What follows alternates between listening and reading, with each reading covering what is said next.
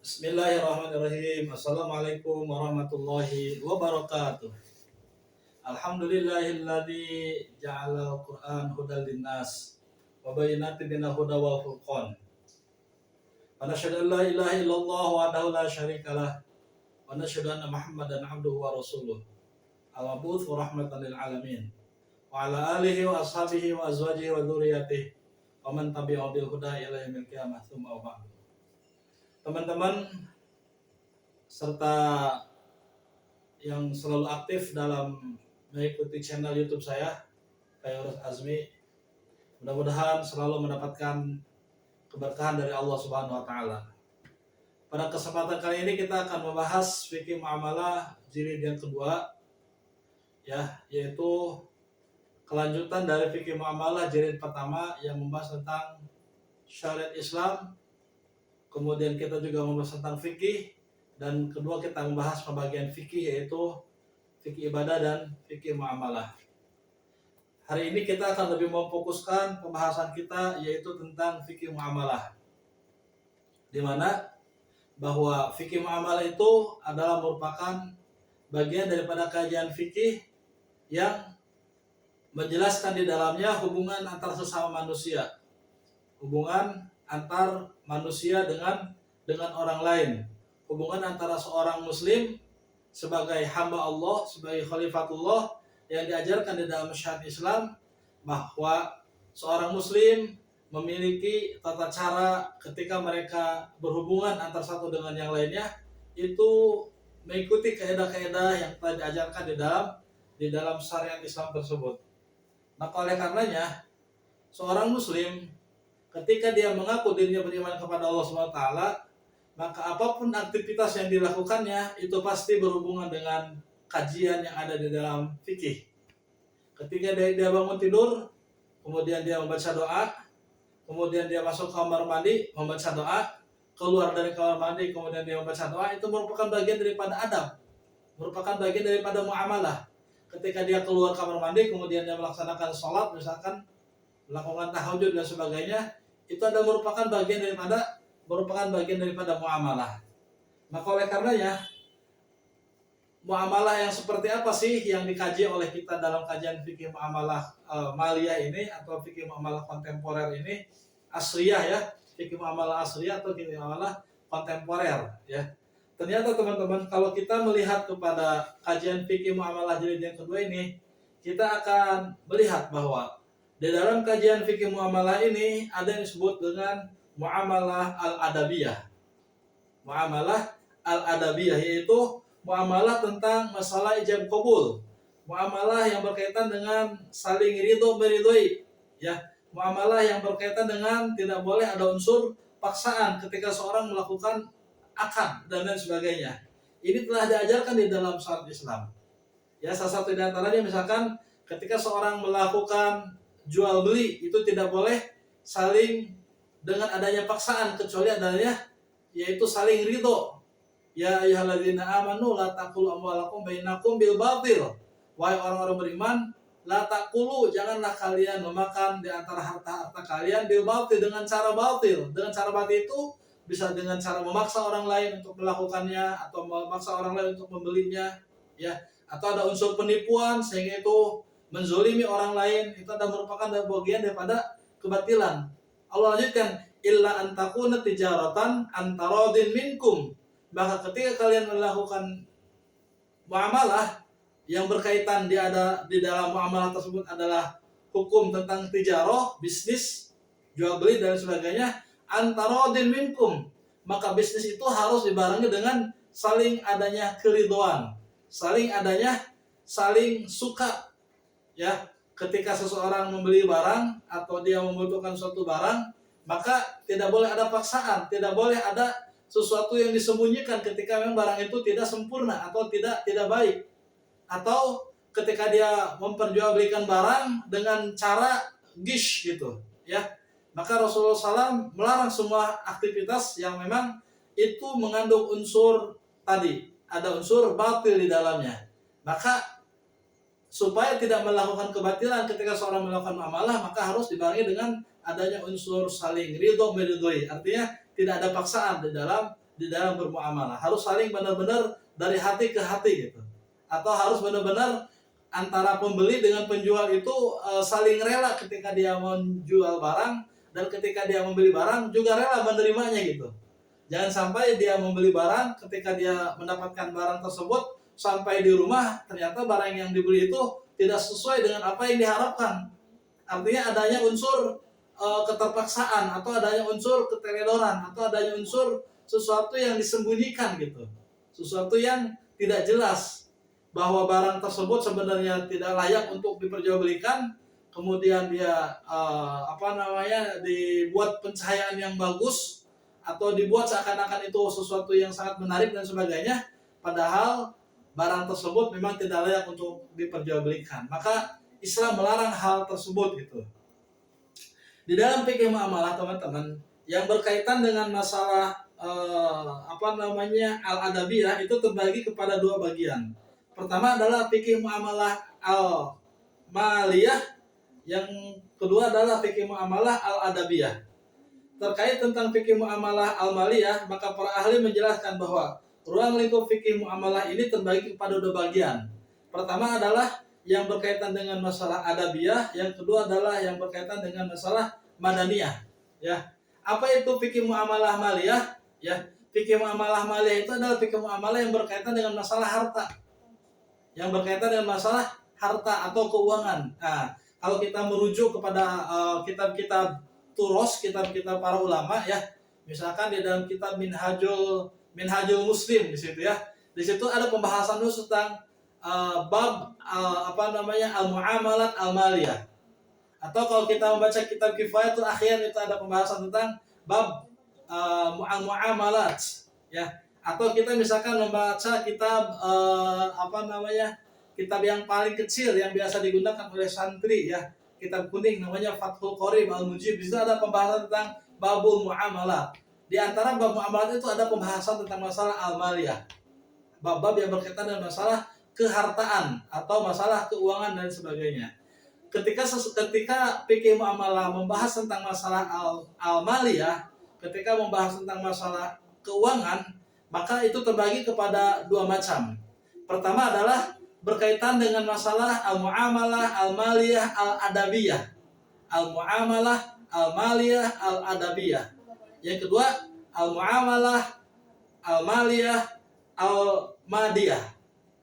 Al-muamalah al-maliyah al-madiyah, itu yang kedua. Yang pertama saya ulangi, al-fiqh al-muamalah al-maliyah al-adabiyah. Artinya adalah bahwa seseorang melakukan suatu muamalah yang ditinjau dari segi cara tukar menukar suatu barang tersebut atau benda tersebut itu melalui panca indera manusia ya, yang unsur penegaknya adalah adanya hak-hak yang harus dilakukan dan adanya kewajiban. Di antara kajian fikih muamalah al-maliyah al-adabiyah, di antaranya adalah yang berkaitan dengan masalah ijab qabul. Adabiyah itu artinya etika, itu adab ya. Jadi ketika seseorang melakukan ketika seseorang melakukan interaksi yang berkaitan dengan masalah muamalah, karena dia berkaitan dengan masalah al-maliyah al-adabiyah, maka itu perbuatan tersebut tidak dalam bentuk bendanya gitu, tidak dalam bentuk objek yang diperjualbelikan, tetapi adabiyahnya. Apa itu adabiyahnya? Yaitu sesuatu yang ketika seorang melakukan tukar menukar suatu barang itu melalui panca indera dia secara langsung, yang terlihat secara langsung ya, baik dalam bentuk hak maupun dalam bentuk kewajiban. Di antaranya adalah contohnya misalkan tentang masalah ijab qabul, tentang masalah saling meridhoi ketika seorang melakukan muamalah, tentang tidak boleh adanya keterpaksaan dari salah satu pihak ketika melakukan ijab qabul. Tidak boleh seseorang itu melakukan gish, penipuan. Tidak boleh melakukan pemalsuan. Tidak boleh melakukan penimbunan atau al-ihtikar, dan juga adanya hak dan kewajiban ketika seseorang melakukan muamalah. Ya, itu yang berkaitan dengan masalah al-fiqh, al-muamalah, al-maliyah, al-adabiyah. Yang kedua adalah yang berkaitan dengan masalah al-madiyah, al-fiqh, al-muamalah, al-maliyah, al-madiyah, yaitu muamalah yang mengkaji tentang bersifat kebendaan, bersifat kebendaan. Karena objek fikih muamalah adalah benda yang berkaitan dengan masalah halal atau haram, yang berkaitan tentang masalah syubhat atau tidak syubhat. Makanya ada hadis Nabi yang menjelaskan tentang masalah itu gitu. Misalkan kalau kita hafal hadis Arba'in yang ditulis oleh Imam Nawawi, dijelaskan innal halala bayyinun wa innal harama bayyinun. Sesungguhnya perkara yang halal itu jelas, sesungguhnya perkara yang haram itu juga jelas. Ya, seorang muslim ketika dia melihat apakah ini adalah sesuatu yang dihalalkan ataukah ini sesuatu yang diharamkan, dengan panca inderanya, dengan dengan keimanan yang dimilikinya, bisa membedakan mana ini halal, mana ini haram. Maka Rasul katakan bayin itu adalah sesuatu yang jelas, tanpa dia harus berpikir panjang, tanpa dia harus melihat apakah memang itu benda, apakah memang barang tersebut, apakah memang objek yang dilakukan itu mengandung unsur yang diharamkan, dia bisa paham gitu. Makanya kalau kita mengkaji ayat Al-Quran yang berkaitan dengan masalah halal, Allah langsung menunjukkan kepada mereka yang beriman gitu. Buka ketika membahas tentang masalah halalan thayyibah itu untuk seluruh umat manusia. Kita lihat misalkan ya ayuhan nas kulu mimma fil ardi halalan thayyibah. Itu untuk seluruh umat manusia. Untuk seluruh umat manusia. Wahai manusia, makanlah apa yang ada di muka bumi ini halal lagi thayyib. Tapi ketika Allah menunjukkan kepada yang mereka beriman, maka Allah katakan ya ayyuhalladzina amanu kulu mimma fil ardi kulu min thayyibati. Kulu min thayyibat. Tidak menyebutkan kalimat halalnya. Kenapa? Karena orang beriman itu sudah mengetahui mana halal, mana haram. Mampu membedakan mana halal, mana haram. Maka Rasul katakan innal halala bayyinun wa innal harama bayyinun. Sesuatu yang halal itu jelas, sesuatu yang haram itu jelas. Namun terkadang manusia masuk ke dalam kategori ketiga, wa bainahuma umurun mushtabihatun. Terkadang antara yang halal, antara yang haram, manusia suka melupakan. Ketika itu tidak ditemukan apakah kehalalannya, tidak ditemukan apakah keharamannya, maka itu masuk kategori sesuatu yang syubhat, sesuatu yang samar-samar, ya. Di mana perkara yang syamar ini Rasul katakan wa bainahuma umurun mushtabihatun la ya'lamuhunna katsirun minan nas. Ini yang perlu digarisbawahi. La ya'lamuhunna katsirun minan nas. Perkara-perkara yang syubhat itu terkadang manusia banyak yang tidak mengetahui di dalamnya. Contoh misalkan ini kasus contoh yang terjadi di masyarakat kita ya, jual beli ijon. Ya. Jual beli ijon itu bagi masyarakat mungkin itu adalah sesuatu yang syubhat. Padahal Rasul katakan itu adalah sesuatu yang dilarang di dalam agama. Nah, Rasulullah SAW an bai'il goror, atau seseorang yang memperjualbelikan ikan yang masih di kolam, yang masih di empang. Saya mau beli ikan Pak, berapa kilo? 2 kilo, silakan ambil sendiri di kolamnya misalkan ya.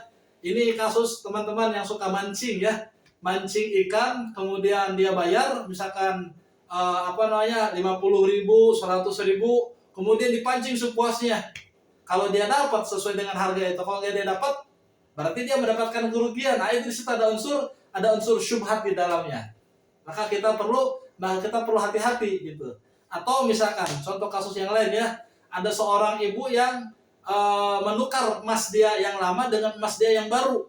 Dia punya emas misalkan tahun 2010, ditukar dia datang ke toko emas, kemudian di toko emas dia mengatakan emas yang dimilikinya 10 gram tahun 2010, ditukar oleh dia dengan emas yang baru yang tahun 2024 misalkan. Harga emas yang lama itu misalkan harganya waktu itu 10 gram itu misalkan harganya 4 juta ya, misalkan ya 10 gram itu harganya 4 juta ketika tahun 2010. Sekarang tahun 2024 ternyata itu harganya sudah sampai 6 juta atau sampai 8 juta misalkan ya 10 gram itu. Maka ketika dia menukar emas lama dengan emas yang baru ya, emas yang lama itu harganya 4 juta, emas yang baru harganya 8 juta, dia tukar emas yang lama 4 juta dengan emas lama yang baru 8 juta, kemudian ditukar emas yang lama, dia ambil emasnya tersebut, kemudian dia membayar sisa keuangan yaitu 4 juta. Ini banyak masyarakat yang melakukan itu. ternyata itu adalah merupakan bagian daripada bentuk riba yang diharamkan. Kenapa? Menukar emas lama dengan emas baru. Maka oleh karenanya, untuk supaya terhindar dari perbuatan riba, maka emas itu tidak ditukar tapi dijual. Emas yang lama dijual dulu, kemudian dia mendapatkan uangnya, kemudian dia membeli emas yang baru dengan cara adanya ijab kabul yang baru gitu. Dia mengatakan, saya membeli emas yang baru ini dengan harga misalkan 8 juta. Emas yang lamanya dijual didapatkan uang 4 juta, kemudian ditambahkan 4 juta lagi untuk mendapatkan emas baru sehingga harganya menjadi 8 juta. Masyarakat di kita la ya'lamuhunna katsirun minan nas. Banyak masyarakat yang belum mengetahui itu. Mengetahui apa tadi? Menukar emas lama dengan emas baru itu menjadi sebuah fenomena gitu. Menjadi sebuah kebiasaan. Padahal itu adalah merupakan bagian daripada bentuk riba yang diharamkan. Ya, bahkan Rasulullah SAW sangat melarang sekali terhadap perbuatan tersebut gitu. Bahkan Allah Subhanahu Wa Taala mengancam kepada mereka yang melakukan perbuatan riba. La taqulur riba ad'afan mudha'afa. Janganlah kalian memakan riba. Ya, baik sedikit maupun banyak, ad'afan mudha'afa, berlipat-lipat. Ya, atau di dalam ayat-ayat yang lainnya Allah mengatakan fa'dzanu biharbi minallahi wa rasulih. Allah dan Rasulnya memerangi kepada mereka yang melakukan perbuatan riba. Ini la ya'lamuhunna katsirun minan nas. Kita kembali kepada fikih muamalah al-maliyah, bahwa yang berkaitan dengan masalah muamalah maliyah itu adalah yang bersifat kebendaan. Karena objek di dalam fikih muamalah ini adalah hal-hal yang berkaitan dengan masalah halal, yang berkaitan dengan masalah haram, atau yang berkaitan sesuatu yang syubhat ketika dia memperjualbelikan suatu barang tersebut gitu. Maka yang masuk ke dalam kategori muamalah al-maliyah al-madiyah itu adalah diantaranya adalah jual beli, diantaranya adalah gadai, diantaranya adalah jaminan dan tanggungan atau kafalah dengan doman, yang berkaitan dengan masalah pemindahan hutang atau hiwalah, yang berkaitan dengan masalah perkongsian atau syirkah, yang berkaitan dengan masalah taflis, kebangkrutan dan sebagainya. Ini merupakan bagian daripada fikih muamalah al-maliyah al-madiyah. Yang pertama tadi fikih muamalah al-maliyah al-adabiyah. Ya, berarti berkaitan dengan masalah ijab qabul, saling ridho, kemudian adanya kejujuran, itu masuk ke dalam adabiyah. Sedangkan yang berkaitan dengan al-madiyah, fikih muamalah al-maliyah al-madiyah, itu yang berkaitan dengan masalah perbuatan sehari-hari yang dilakukan oleh seseorang ketika dia melakukan muamalah. Contohnya tadi jual beli, baik asyira, atau yang berkaitan dengan masalah gadai, arohan, atau yang berkaitan dengan masalah tadi pengalihan hutang, ya, pengalihan hutang, atau yang berkaitan dengan masalah tadi perkongsian atau syirkah dan lain sebagainya. Baik, teman-teman, prinsip-prinsip di dalam fikih muamalah adalah pada dasarnya dia itu fikih muamalah itu berkaitan dengan masalah urusan keduniawian, berurusan dengan masalah keduniawian. Maka oleh karenanya yang dimaksud dengan masalah keduniawian yaitu bahwa yang berbeda dengan fikih ibadah gitu. Kalau fikih ibadah itu berkaitan dengan masalah hubungan seorang manusia dengan Allah Subhanahu Wa Taala, sedangkan fikih muamalah ini berkaitan dengan masalah hubungan manusia dengan manusia gitu. Maka bersifat keduniawian gitu, keduniawian gitu. Maka dasar hukum di dalam muamalah karena dia bersifat keduniawian, maka hukum asal di dalam muamalah itu adalah mubah gitu. Kenapa demikian? Karena Islam itu adalah agama yang hanif. Islam itu adalah agama yang memudahkan. Islam itu adalah agama yang tidak memaksakan seseorang gitu. Maka ketika berkaitan dengan masalah hubungan sesama manusia, seluruh aktivitasnya pada dasarnya adalah mubah. Ketika berkaitan dengan masalah muamalah, ya, maka dasar hukum di dalam muamalah adalah al-ibahah, mubah. Ketika dia tidak tahu ilmunya, ketika dia bermuamalah maka diperbolehkan. Kalau tidak tahu, contoh misalkan, ya, saya pernah ke Toraja, ya. Bahkan saya pernah di Toraja, di sana dulu waktu di Palopo selama kurang lebih 3 tahun.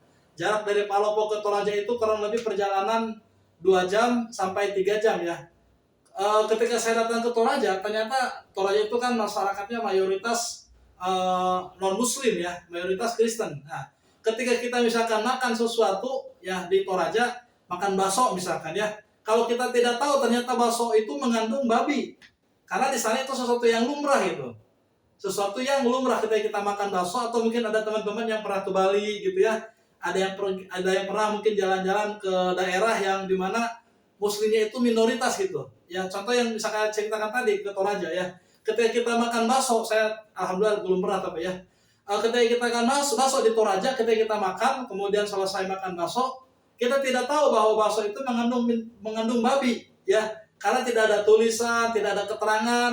Kita lapar, kita makan bakso, ketika selesai makan bakso kemudian kita pulang ke rumah, besoknya kita baru melihat bahwa bakso itu ada babinya gitu.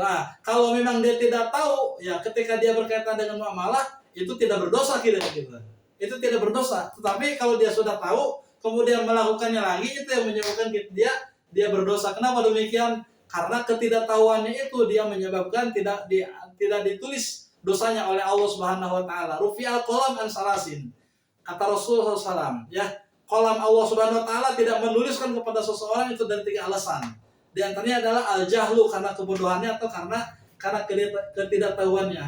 Masalah muamalah ini karena dia adalah sifatnya mubah, maka aktivitas yang dilakukan oleh seorang manusia itu pada dasarnya boleh.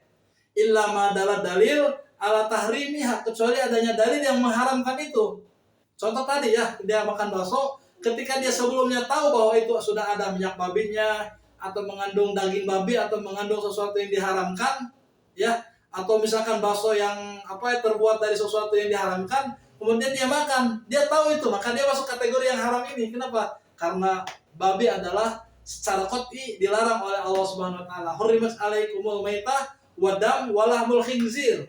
Diharamkan kepada kalian, kata Allah Subhanahu wa taala, adam, darah, ya, maitah, bangkai, walahmul khinzir, daging babi. Maka tidak boleh ketika dia tahu. Tapi ketika dia tidak tahu, itu tidak menyebabkan dia berdosa. Tetapi kalau emang sengaja dia tidak tahu, itu ada unsur kesengajaan, maka dia berdosa, gitu ya. Yang kedua, yang berkaitan dengan prinsip fikih muamalah adalah muamalah harus didasarkan kepada persetujuan dan kerelaan antar kedua belah pihak, antara minkum, ya. Maka tidak boleh seseorang melakukan aktivitas jual beli karena ada unsur paksaan. Tidak boleh ketika seseorang melakukan ijab qabul di dalam akad jual beli, dia merasa ada sesuatu yang mengganjal di dalam hatinya gitu. Artinya ada unsur ketidakrelaan ketika dia misalkan membeli. Contoh misalkan ya, seseorang memesan suatu barang yang melalui aplikasi dengan cara e-commerce misalkan gitu ya, atau dengan melalui online. Ketika dia menyetujui, ternyata di tengah perjalanan, ternyata ada sesuatu yang mengganjal buat dia, ternyata tidak sesuai, atau ketika barang itu sampai ke dia ada unsur ketidakpastian di situ, atau ada unsur ketidakjelasan. Ketika memang itu dilakukan, kalau memang dia merasa terpaksa, maka itu boleh di-cancel, atau dia boleh melakukan khiyar di dalam fikih Islam. Boleh dia memilih melanjutkan jual belinya, atau dia memutuskan untuk tidak dilanjutkan. Nah, oleh karenanya Rasulullah SAW katakan, an Abi Sa'idin Al-Khudri radhiyallahu anhu qala Rasulullah SAW, innamal bai'u antaradin. Dari Abi Sa'id Al-Khudri radhiyallahu anhu, dia berkata bahwa Rasulullah SAW bersabda, sesungguhnya jual beli itu harus didasarkan kepada antaradin, saling ridho, saling ikhlas, saling menerima, saling legowo. Tidak boleh ada unsur kepaksaan, atau tidak boleh ada merasa orang yang dirugikan. Kenapa demikian? Karena urusannya ketika dia merasa dirugikan, itu bukan hanya berkaitan dengan masalah unsur duniawi, bisa juga mungkin akan dipertanggungjawabkan nanti di yaumil akhir kelak, ya. Yang ketiga, yang berkaitan dengan masalah prinsip amalah adalah adat kebiasaan dapat dijadikan sebagai dasar hukum. Kebiasaan yang dilakukan oleh setiap masyarakat, setiap individu, ya, atau setiap suatu komunitas atau suatu negara. Maka kebiasaan tersebut bisa dijadikan sebagai dasar hukum di dalam muamalah. Yang keempat dan yang terakhir adalah tidak boleh merugikan orang lain dan diri sendiri. Maksudnya adalah ketika seorang melakukan muamalah, mencari keuntungan yang tidak merugikan orang lain, mencari keuntungan sebesar-besarnya tanpa menghiraukan orang lain, ya, tidak boleh, ya, tanpa memikirkan orang lain apakah orang lain dirugikan atau tidak, ini tidak boleh di dalam muamalah. Contoh misalkan ya, ini banyak terjadi di masyarakat kita, yaitu memesan atau mengiklankan suatu barang yang dimana barang tersebut pada dasarnya itu sudah tidak bagus, tidak layak gitu. Kemudian ketika dia memperjualbelikan barang tersebut itu pakai aplikasi itu aplikasi bohongan gitu. Seakan-akan barang itu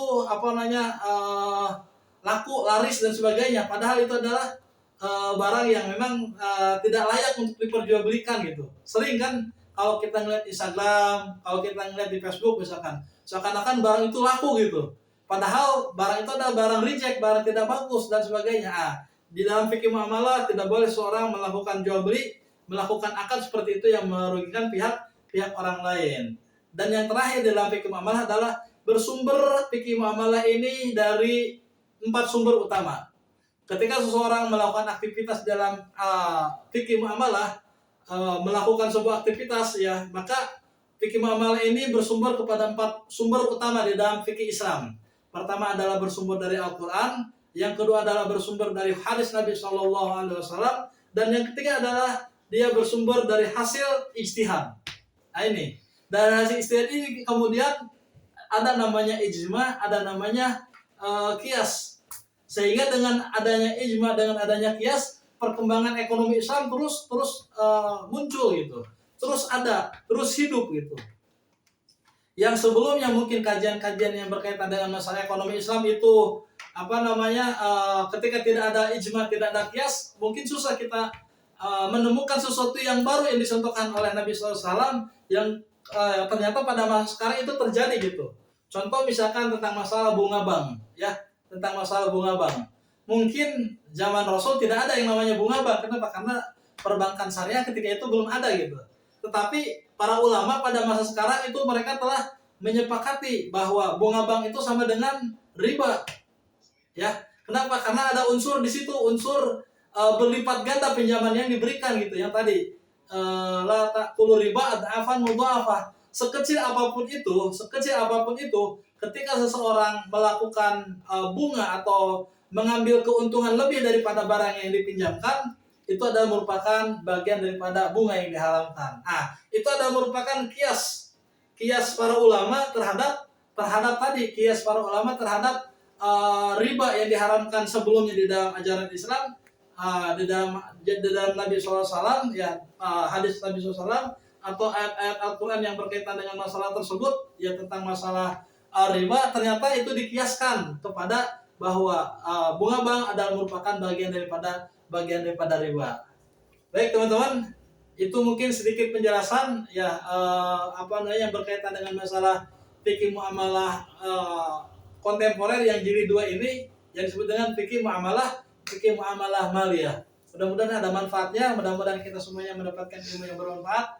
Bagi teman-teman yang memang suka dengan penjelasan saya, silakan like, komen, dan bagi teman-teman yang memang ada sesuatu yang ditanyakan, ada sesuatu yang belum jelas, silakan menulis pertanyaan-pertanyaan di komentar dan sebagainya. Terima kasih. Silakan nanti di share ke teman-teman yang lain. Ini merupakan bagian daripada ilmu yang mudah-mudahan bermanfaat untuk kita semua. Aku qouli hadza wa astaghfiru innahu ghafurur rahim. Assalamualaikum warahmatullahi wabarakatuh.